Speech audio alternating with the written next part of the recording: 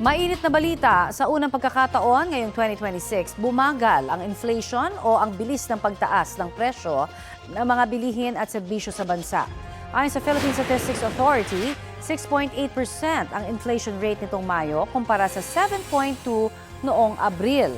Bagaman bumagal ang inflation nitong Mayo, ito pa rin ang ikalawang pinakamataas na inflation rate ngayong 2026. Sabi ng PSA, kabilang sa mga nag-ambag sa pagbagal ng inflation nitong Mayo, ang mas mabagal na pagtaas ng presyo ng gasolina at diesel. Ngayon din ang mas mabagal na pagtaas ng presyo ng ilang pagkain, gaya ng gulay, isda at karneng baboy. Batay rin sa datos ng PSA, nasa 8.4% ang inflation sa bottom 30% o pinakamahihirap na household nitong Mayo. Bahagyang mas mababa kumpara sa 8.5% noong Abril. Ang inflation nitong Mayo ay mas mababa kaysa sa forecast range ng Bangko Sentral ng Pilipinas na 7.1 hanggang 7.9%. Itataas ulit sa yellow alert ang Visayas Grid ngayong Biyernes.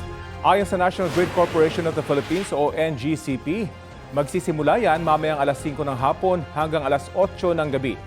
Nasa 2,608 megawatts lang ang available capacity sa mga power plant habang 2,379 megawatts ang peak demand. Ibig sabihin ng yellow alert, manipis ang reserbang kuryente na posibleng magkulang sakaling magka-emergency. 3 malalaking coal power plants sa Visayas ang hindi available sa ngayon. Inalmahan ng Senate media at ilang grupo ng mga mamamahayag ang sinabi ni Senador Rodante Marcoleta na bayaran ang karamihan sa mga taga-media sa gitna ng hearing ng Cayetano Block sa Senado kahapon.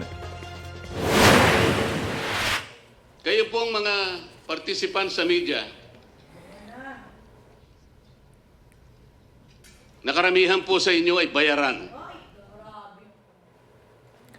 Tinawag ng Senate media na irresponsable at reckless attack ang mga pahayag ni Marcoleta. Kailanman na hindi raw dapat idinadamay ang mga mamamahayag sa anumang tunggalian, alitan o agawan sa kapangyarihan ng mga politiko. Hindi rin daw sandata ang media para gamitin ang isang kampo laban sa iba at hindi ito dapat maging collateral damage sa away politika. Ayon naman sa National Union of Journalists of the Philippines, taong bayan ang pinagsisilbihan ng pamamahayag at hindi interes ng anumang partisan group. Sabi ng Presidential Task Force on Media Security, dapat igalang ng mga opisyal ng gobyerno ang tungkulin ng media na mag-report ng patas at tama bilang mga watchdog ng accountability at katotohanan. Kalaunan, nagsorry si Marcoleta sa kanyang mga pahayag. Hindi ko po nila lahat. Maybe I had some frustrations with PR. Pasensya na po kung ako'y nakapagsalita ng ganun. I did not mean it. Ito po ay dahil sa frustration ko sa nangyari at sa nangyayari. Kausapin po natin ang bagong talagang Senate Blue Ribbon Committee Chair ng Gatchalian Block na si Senador Erwin Tulfo. Magandang umaga at welcome po sa Balitang Hali, sir. Thank you, Connie. Correction po. Wala na pong Gatchalian Block, Cayetano Block. It's just a majority block headed po by Acting Senate President Win Gatchalian. Yes, minority block po yung kabila. Yes, yan po ang nabanggit din na kinikilala ng Malacanang at ng House of Representatives, sir. Pero ito nga ho, ano ho ang masasabi ninyo? Kasi sa hearing na ginawa ho kahapon, o pagpupulong na ginawa dyan sa Senado sa pangunguna po ni Senator Cayetano? Hindi po may tatawag o may tuturing na hearing po yung Ms. Connie kasi nga yun po ay parang media forum or press conference nila dahil hindi po siya official, hindi po siya recorded, wala pong recorder doon, wala pong stenographer, wala pong prib, yung members po ng Senate media para maging official po yun. Sila-sila lang po yun. Pagkatapos, wala po talaga. It's unofficial dahil diniklara po ni Acting Senate President Gatchalian na all employees po kahapon work from home dahil nga doon sa napipintong gulo na ini-expect kahapon ng umaga. At pagkatapos ako din po, diniklara ko bilang Blue Ribbon Committee Chair na Monday po ang totoong hearing po ng totoong Blue Ribbon Committee. Okay, so ito nga po, nabanggit din ho ng isa sa mga 18 sundalo kahapon ang inyo pong pangalan. At nabanggit nyo na rin ho na kayo ho'y magkakaso. Ano ho ang mga balak nyong ikaso? Libel po, na ang definitely ang kakaso po natin, sagutin po nila yan kasi ewan ko po, I'm sure, hingihan po sila ng patunayan nila kung totoo po nagbigay po sila ng. Madali na lang kasi ngayon, Ms. Connie, magturo na magturo kahit sino pwedeng ituro Ang problema dyan, is it backed up by evidence? Sa ebidensya lang po tayo. Ang problema kasi ngayon, Ms. Connie, pag may nagsalita, kahit na hindi sa Blue Ribbon, kahit saan, sa social media, mag-Facebook page live ka lang dyan, yari ka na, sisiraan ka ng kapitbahay mo, wala kang magagawa. Kaya nga po siguro pag nagsettle na po lahat ng ito, kailangan po siguro palakasin itong mga penalty po sa mga ganitong mga kaso, mga problema. Kasi parang wala pong pangil. Kaya kahit sino-sino na lang damuho pwedeng magsalita po dyan. Mhm. At kanina ho nabanggit din po ni Senator Kiko Pangilinan sa aming pong interview rin sa DZBB na maaring pag-usapan kung sakasakali ho sa Lunes bilang kayo ho ay nabanggit din dito sa 18 na dating Marines na naiugnay ho dito sa mali-maleta daw na pera, maaaring ba talaga na ibigay nyo ho sa inyo pong Vice Chair yung pagtatanong pagdating po naman sa issue dyan sa inyo? Definitely.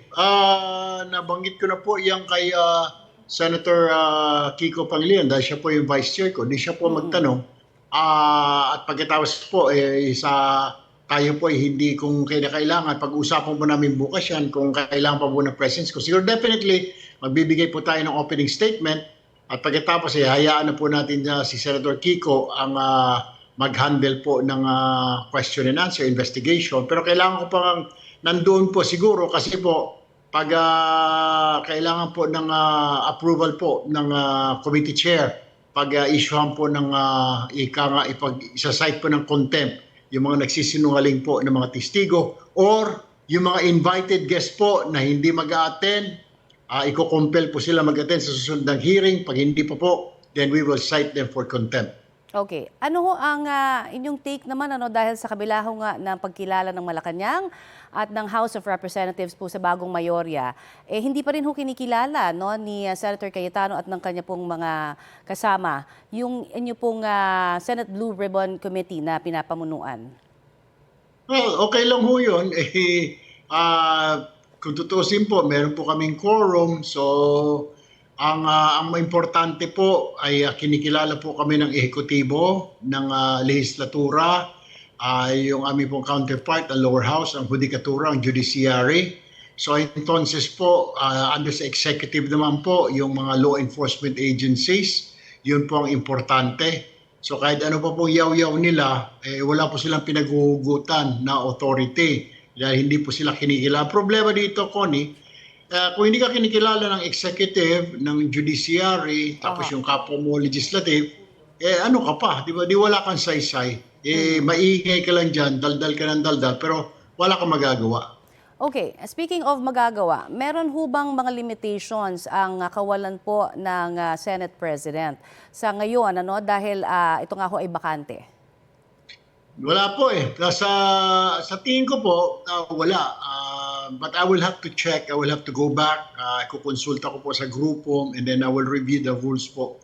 Ang sinasabi lang po kasi doon, 13, you need to have a Senate President, to elect a Senate President. 12, you can dislodge, the Senate President. Pero you cannot not approve or vote or appoint Senate President na wala kulang sa 13. So, kaya nga po, si Sen. Win Gatchalian is Senate pro tempore lamang po, but he's the acting Senate President right now in the absence of a Senate President. And how will this affect po yung impeachment court? Wala, may quorum po kami. Mas maganda siguro, tinitingnan ko na rin po kung hindi sila mag-a-attend. Kami yung 12, 10 na lang sila. Alam niyo ba, mas mapapabilis ang paggawa ng mga batas. Dahil wala nang kukontra, wala nang chatter, walang talkies na gano'n, na magsasalita na wala namang saysay, katuturan. Mas maganda po yung 12 siguro.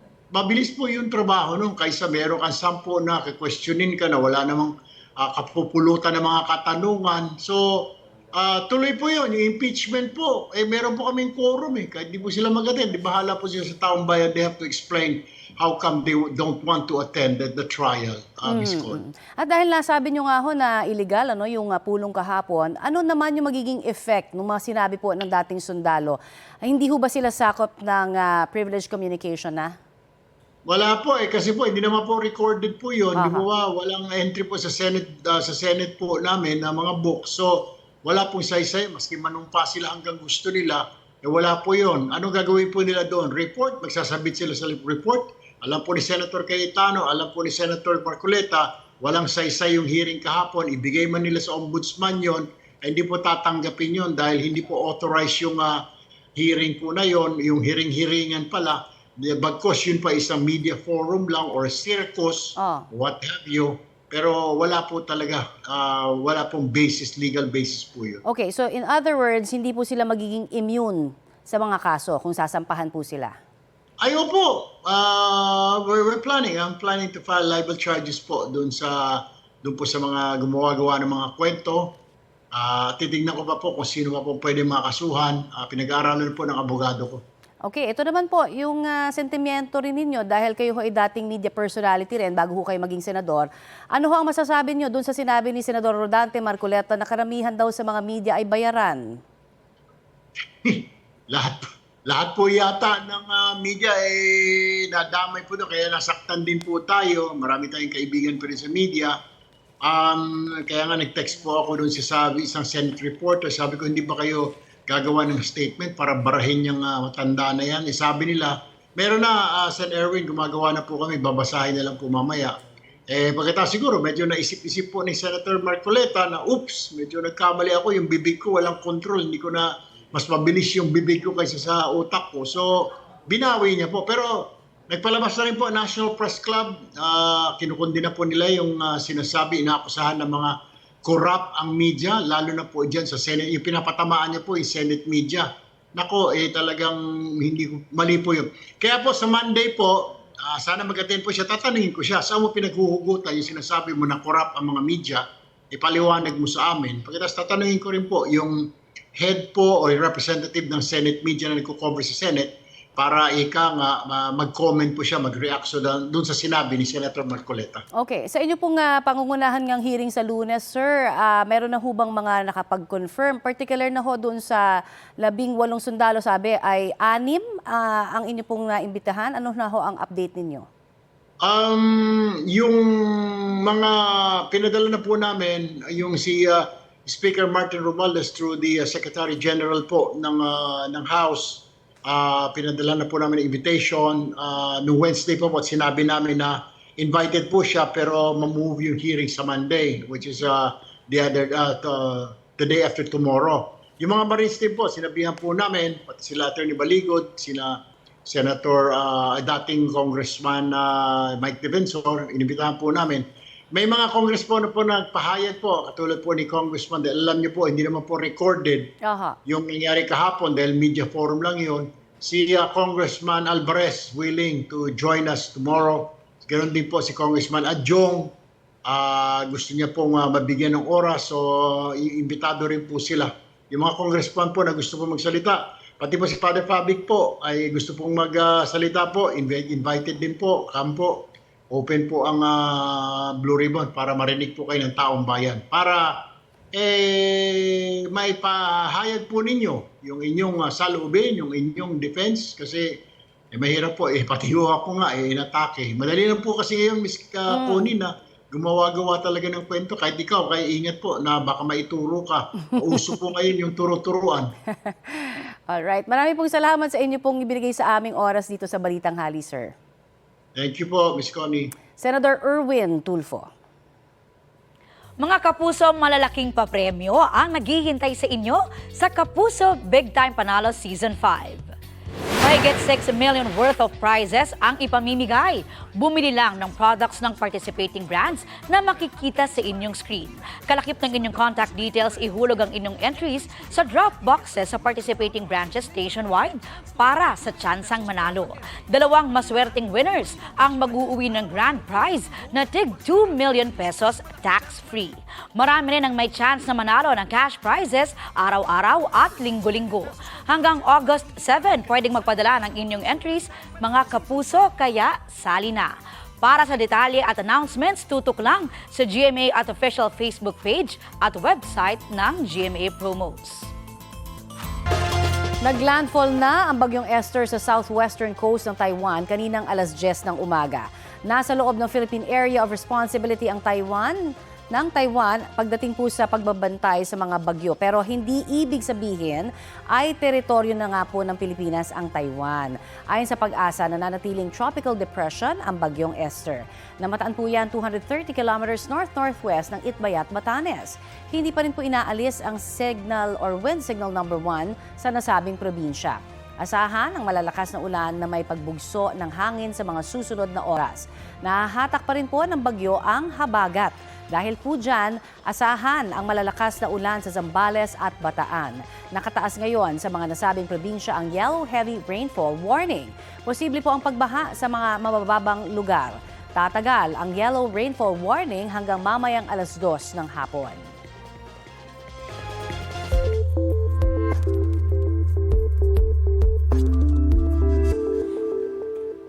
Opisyal lang idineklara ng Pag-asa ang panahon ng tag-ulan. Paano nga ba nasasabi na tag-ulan na? Una riyan ang pagbabago sa hangin o wind pattern sa mga nagdaang araw. Kung dati galing sa silangan ng umiiral na hangin sa bansa, napalitan niya ng galing sa kanluran o kaya timog kanluran. Ito ang tinatawag na hanging habagat na karaniwang moist o basa at warm o mainit. Minsan nahahatak nito ng bagyo kaya lumalakas at nagiging prevailing wind.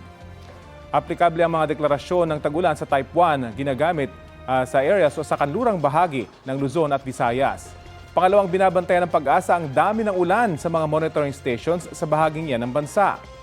Sa 5-day period, dapat may maitalang 25 mm na ulan o higit pa sa maraming monitoring stations. Sa 3 magkakasunod na araw naman, dapat may kahit 1 mm na ulan kada araw. Ang onset ng rainy season ngayong 2026 ay hindi nalalayo sa mga nagdaang taon. Karaniwang second half ng Mayo hanggang first half ng Hunyo ginagawa ang deklarasyon. Kahit tagulan na, posibleng tumigil ang ulan ng ilang araw kapag may monsoon break o pansamantalang paghina ng habagat. Ito ang Explainers by GMA News. Mabuti nang malinaw.